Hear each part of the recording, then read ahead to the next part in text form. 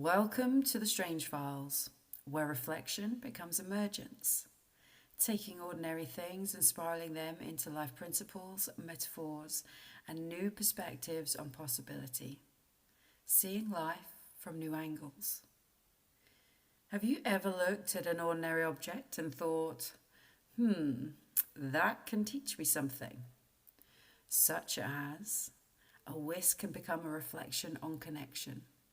A train track can become a way of understanding progressive recurrence. Even your housework can reveal something about maintenance, rhythm, and life. This podcast is a place for spiraling life principles through ordinary things and for exploring the reflections, patterns, and perceptions that shape how we move through life. It's an exploration about noticing and about what becomes possible when we see from new angles. I often use ordinary things as metaphors because everyday life can carry more meaning than we first notice. It's less about giving answers and more about opening exploration from a different lens. It's not overthinking. It's evolving thought that can provoke new perspectives. Awareness can refine expression. So hold on to your seats. This ride could get a little weird. I'm Lisa. Welcome to the Strange Files. And apparently, nothing is safe from my consciousness now. We've gone from Cinderella to office supplies, and the evolution continues. However, I think we need to address the fact that the Strange Files actually started with Cinderella.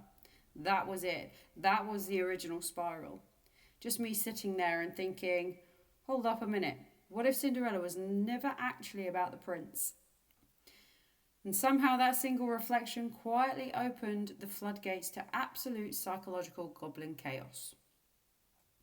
Because once I started allowing myself to spiral things openly, it's like the entire ecosystem expanded. Fairy tales became symbolism. Objects became metaphors. Train tracks became emotional revisiting. Office supplies became attachment theory. And somehow, a mud skipper became a reflection on human adaptation. Which honestly still sounds like a creature invented during someone's existential crisis. Not gonna lie. But that's the strange thing about all of this. The deeper these reflections went, the less it felt like I was creating episodes. And the more it felt like I was accidentally documenting evolution happening in real time. Not just through the podcast, but through me. And the strange thing is, I haven't just suddenly started observing things this way. I have always looked at things in this way.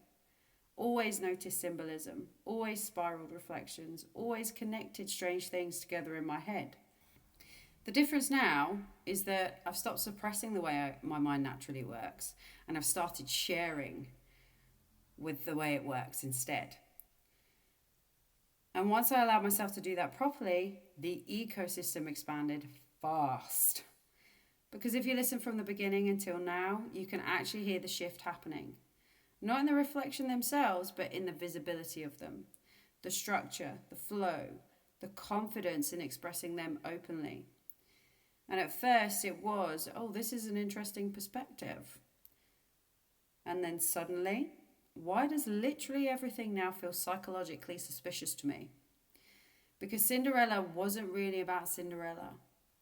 It became about visibility, being seen properly, recognizing yourself outside of roles you thought you had to perform. And weirdly, I don't think I actually realised at the time how much that reflection connected to my own life too. Because once I started allowing myself to actually be seen more honestly, everything else started evolving alongside it. And apparently that included fish. Because somehow the ecosystem escalated into mud skipper, which underneath the amphibious goblin chaos became a reflection on adaptation. How humans shapeshift emotionally to survive different environments. How we learn to move differently depending on where we are. How sometimes we become so focused on fitting into environments that we slowly lose connection to ourselves underneath it. And the strange thing is, that reflection naturally led into Train Track. Because once you start noticing adaptation and old survival patterns, you also start noticing how often humans revisit the same emotional stations throughout life. Only now, it won't seem like regression. It will feel more like recognition, like arriving back at familiar places carrying different awareness than before. And that can change the way you see reflection itself. Because revisiting something isn't always the same as reliving it. Sometimes it simply means you have arrived back at the same place with new consciousness moving through it. And that is where the strange files started deepening even more. Because apparently, my brain then looked at office supplies and thought, yes, emotional attachment systems. Which is honestly concerning for everyone involved. But underneath that absurdity, paperclip versus staple became about flexibility. The difference between holding things together gently or trying to force permanence through pressure and fear. Because humans do that. Sometimes we grip onto things so tightly trying to stop change that we accidentally damage the very thing we were trying to hold together. And somehow, all of those reflections eventually led us to Snow White, which honestly became one of the deepest spirals so far, because suddenly the reflections weren't just about symbolism anymore.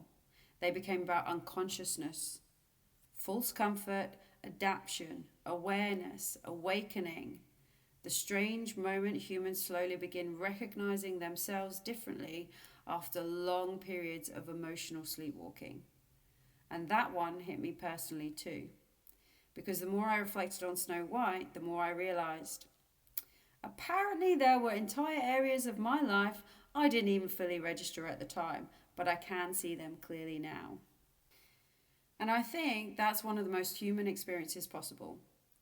Realizing awareness evolves retrospectively sometimes. You don't always understand your life while you're inside it. Sometimes clarity only arrives later, which naturally led us into riverbanks. And riverbanks might explain this entire podcast better than anything else so far, because rivers taught us something important. Flow matters, movement matters, but structure matters too. Because rivers still need banks, and humans still need boundaries. But scaffolding taught us something equally important. That not every structure is supposed to become permanent. Some structures only exist to support us while we rebuild parts of ourselves underneath it. And eventually we actually have to ask, is this still helping me grow? Or have I accidentally started living inside the scaffolding? And I think that's the real pattern underneath all of this. The Strange Files was never really becoming deeper. It was becoming more visible, more connected, more observational, more honest, more willing to recognize meaning hiding inside ordinary things. Because once you stop suppressing the way your mind naturally works, you start recognizing yourself differently too. And that's probably why this podcast keeps evolving. Not because I have suddenly changed, but because I finally stopped hiding the way I naturally see the world. And maybe that's the real reflection underneath all of this. Growth doesn't always arrive looking profound. Sometimes it arrives disguised as fairy tales, train tracks, rivers, mud skippers, office supplies, existential goblin commentary. And somehow, through all the weirdness, we slowly begin recognizing ourselves a little bit more clearly. And this honestly means the Strange Files is probably only going to get stranger from this point on. So be warned. Because apparently, there is actually nothing safe from my consciousness anymore. So if there is a strange object, saying, fairy tale, animal, or completely ordinary thing that you would like me to spiral into existential reflection next, drop it in the comments. Because at this point, the ecosystem is fully functioning. I will pick this up again soon, and I will see you there.